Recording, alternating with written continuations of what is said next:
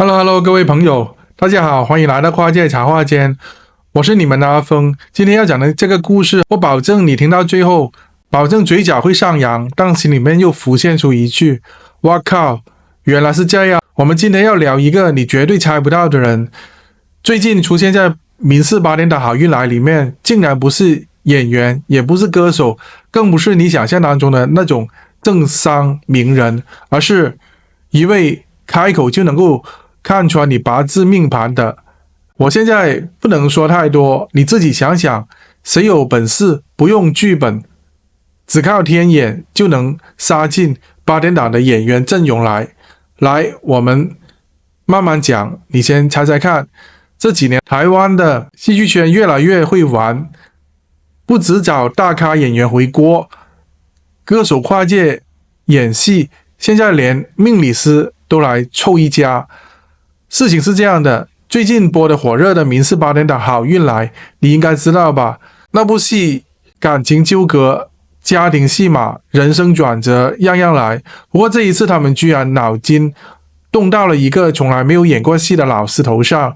这位老师平时出现在节目上面，不是帮人看流年风水，就是拆解八字命盘，一张嘴讲得头头是道，结果竟然被找来演自己。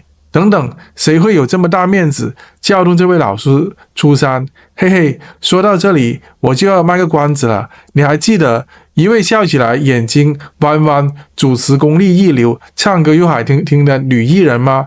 她可是幕后的推手哦。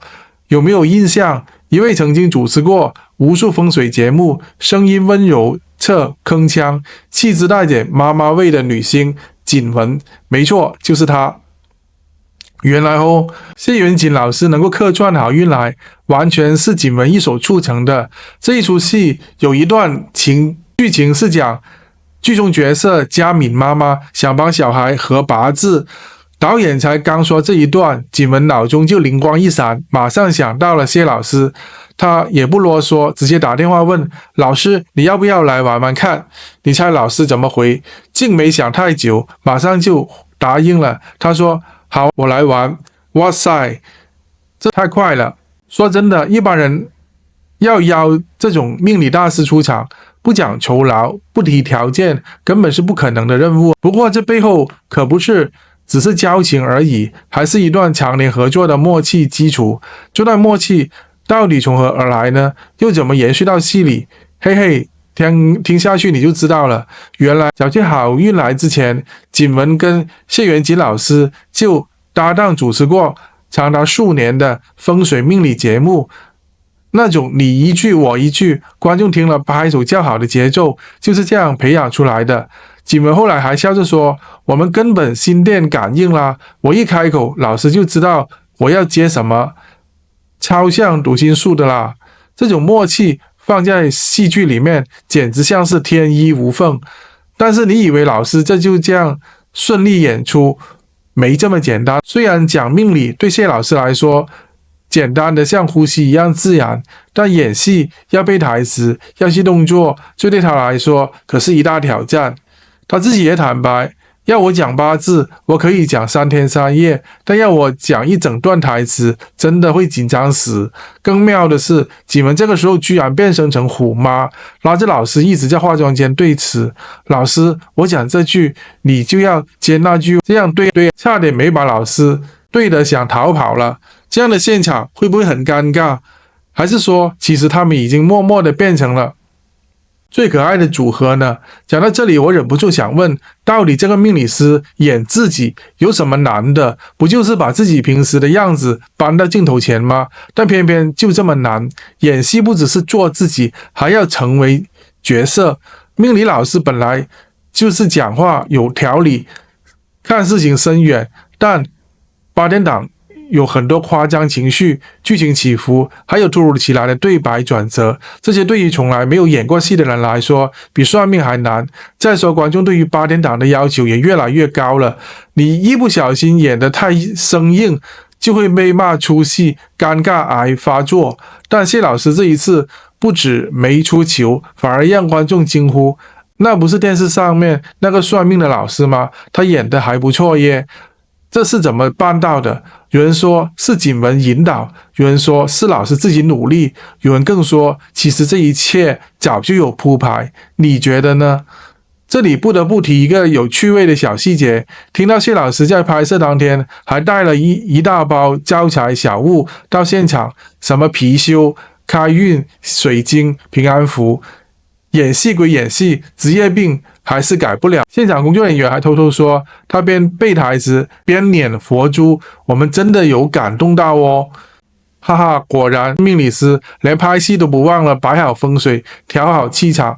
不过你知道最有趣的是什么吗？景文说他在现场看到老师那一副认真模样，突然有种妈妈看小孩子考试的感觉，一边紧张一边感动，心想我居然带老师入坑了。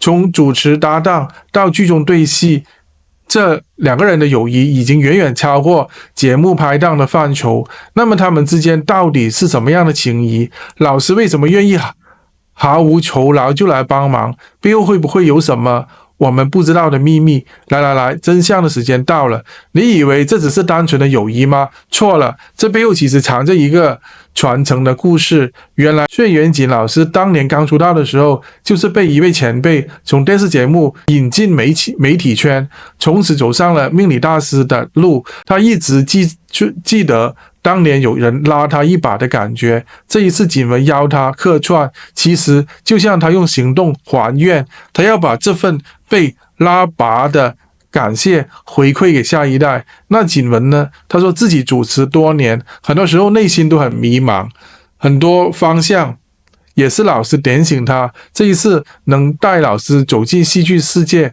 他感觉自己像是陪老师完成了另外一个未尽的梦。两个人之间这一份互相成就，才是真正让观众感动的地方。一场客串戏让我们看到的是友情、感恩，还有跨界的勇气。好运来的这一段合八字桥段，戏里看起来只是一个趣味的插曲，戏外却是一场人生的和谐交错。你说这是不是比任何的剧情更动人呢？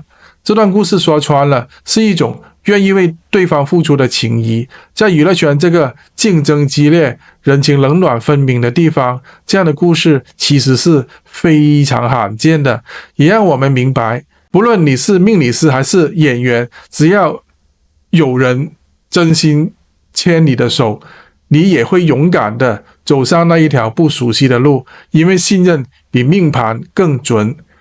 最后，我们用一首古诗来总结我们今天这个故事：同心默契不言明，戏里戏外两字清。一笑牵手传风水，愿得今生好运行。如果你也被这样的情谊感动，不妨在留言区告诉我，你的人生中有没有遇过一位愿意拉你一把的人？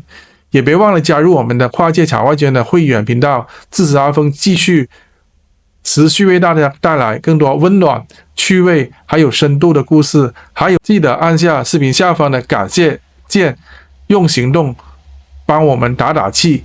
我们下集见啦！